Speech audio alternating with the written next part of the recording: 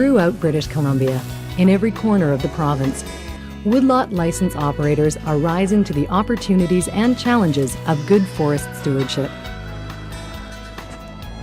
Many British Columbians who own property in forested areas have become involved in small-scale forest operations through the Ministry of Forests Woodlot License Program. A woodlot license allows licensees to manage Crown land and their private land as a single management unit. People get involved in the program because it increases the amount of timber available to them for harvesting. On the coast, there can be up to 400 hectares in the Crown land portion, while in the interior, the maximum Crown land portion is 600 hectares. There are currently over 500 woodlot licenses in BC, with a total allowable annual cut of about 500,000 cubic meters. 13% of this comes from the private land portion of the woodlot license. The Woodlot License Program recognizes that small-scale forestry is important to the province's social and economic well-being. Therefore, with support from Forest Renewal British Columbia, the province aims to expand the number of woodlot licenses.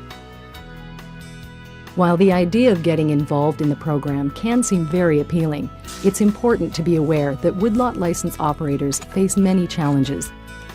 A woodlot license is a business. There are several costs incurred before a single tree is ever logged. Financial investment is followed by a variety of requirements, not the least of which is the permitting and planning. All forest management operations are conducted according to the Forest Practices Code. Applying for a woodlot license is a competitive, comprehensive process designed to ensure that the most qualified applicant is awarded the license. The application requires a description of private land, the applicant's background, such as knowledge, experience, and qualifications, and the proposed management strategy or management intent for the woodlot license. Following the award, the successful applicant will be required to extensively plan how the timber and other resource values, such as streams, wildlife habitat, visual quality, and recreation areas, will be managed and protected. This includes preparing management plans and forest development plans for approval by the local district manager. The new woodlot licensee will also be responsible for other documents, such as silviculture prescriptions, logging plans, road permits, and cutting permits. There are costs associated with these requirements, and they take some time to prepare.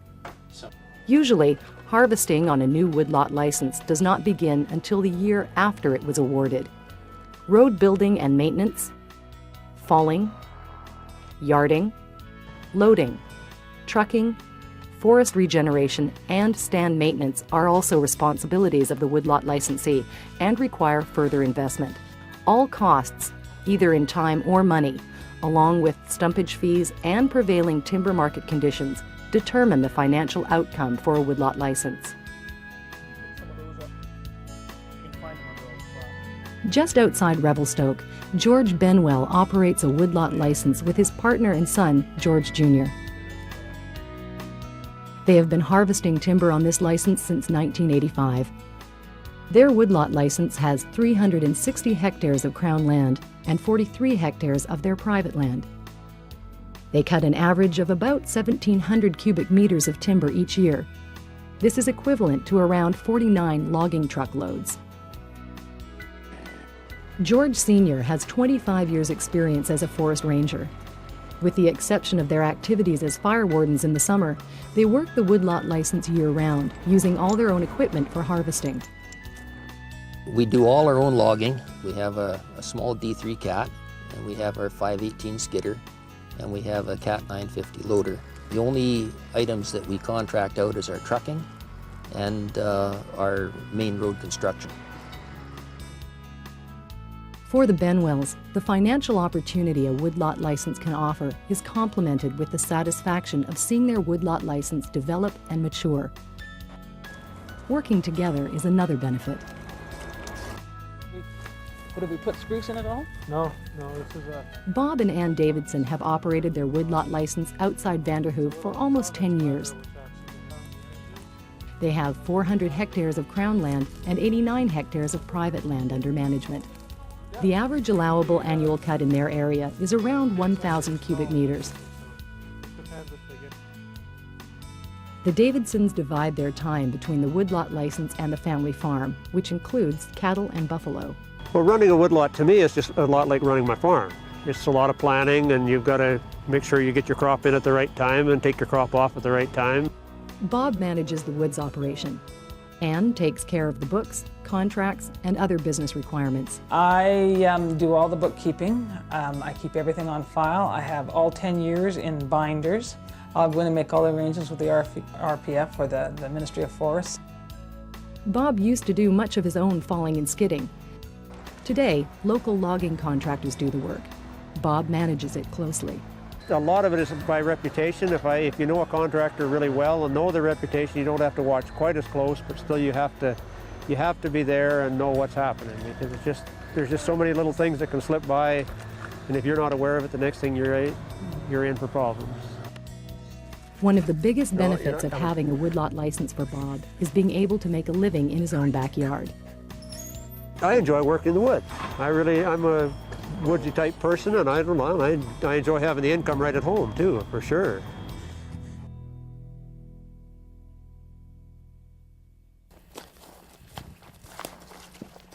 Come on, son. Roy and Agnes Jackson own the Napier Lake Ranch not far from Kamloops. Their woodlot license has 367 hectares of Crown land and 112 hectares of private land. They have a total allowable annual cut of 870 cubic meters.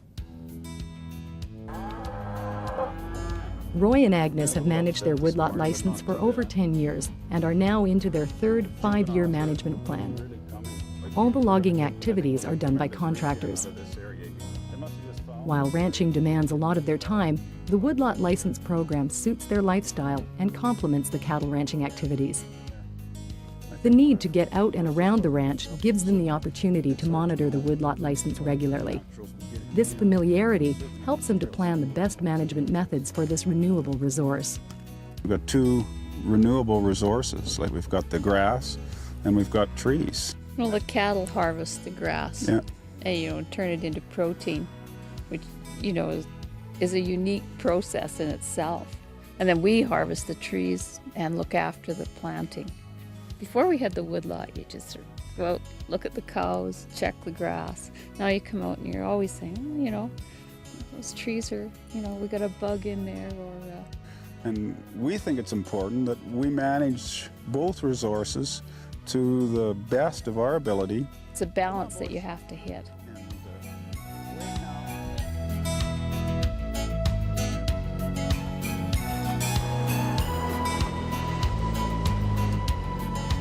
Woodlot license operations stimulate the economy by generating employment for local residents. Alex Hartford and Ellen Russell and their 2 children live on Quadra Island, where they've operated their woodlot license for over 9 years. The woodlot license has 256 hectares of Crown land and 65 hectares of private land. The allowable annual cut is about 2,400 cubic meters. In this family operation, Ellen does the books and oversees the tree planting contracts. The kids do brushing and weeding. Alex is involved in all aspects of the woodlot license, including planning, road construction, and harvesting. Alex's 20 years logging experience gives him a strong background in forest harvesting, and he feels fortunate to be able to put his forest management concepts into action. Alex takes a great deal of pride in the work and considers the woodlot license an investment in job security. I most enjoy having a woodlot license because I kind of came at this as a logger, and having a stable, sustained, and secure cut is a logger's dream. I'm allowed, through my planning and how my activities take place, to create what this forest will look like 75, 100 years from now.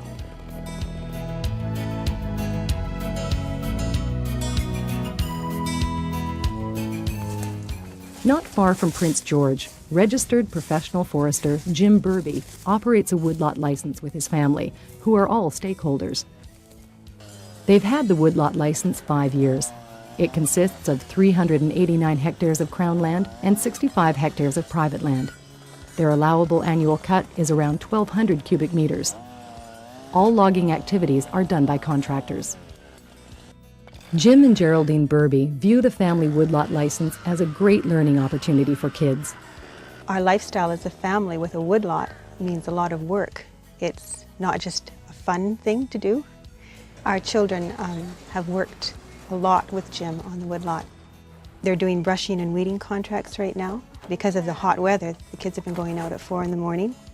It's an opportunity not only to learn how to do a job, but how to plan and organize and to conduct and monitor progress, monitor quality. And it's a degree of independence that in a normal situation you may have to work yourself through a couple of steps before you actually get to doing some of the things that these kids are able to do. We decide when we go to work, we decide what hours we work. We are responsible for quality checks and stuff. You have to pick and choose, make some thinking decisions. It's given me the opportunity to see forestry and to get an idea of what it's like, and I've decided that I do really want to go into the forestry field. And it's also helped me raise money for when I do go to school next year. Many of the woodlot licensees face similar challenges. Woodlot license associations can provide a great deal of knowledge and support. We're a member of the Shuswap Okanagan Woodlot Association, and by being involved with them, we can exchange ideas with other licensees who have woodlots. We can visit each other's woodlots to see what other people are doing, and in so doing, you always pick up good ideas. Woodlot license operators take a great deal of pride in their work. There's some money to be made and satisfaction from a job well done in their own backyard. For British Columbians, operating a woodlot license is an excellent opportunity to be part of an industry that helped build this province. And as licensees know, there's a lot more to it than harvesting trees and planting. It's an entire process that takes time, dedication, and hard work. Go to the forestry, ask the forestry, who's got a woodlot in whatever area you're in, and ask if that person would mind for you to come and talk to them how they like their woodlot, because a woodlot has to be run like a business. It's not a guaranteed windfall. You can actually lose money at this game and you can make money at this game. And that's a bit of the challenge and a bit of the fun of doing it. Now it's a chance to promote some of the ways of doing things that I think are proper and applicable, and I also think that that gives you a great deal of satisfaction. The woodlot license has really sort of become my life. It's as much the place that I do my work as it is my hobby. I spend endless hours in not formal work, but just being part of the woodlot license. Our whole family now has been tied to this woodlot license, and I assume that we will be on this woodlot license for generations. For information on how you can become involved in the Woodlot License Program, contact the Ministry of Forests or your local Woodlot License Association. The Woodlot License Program of British Columbia, an opportunity and a challenge.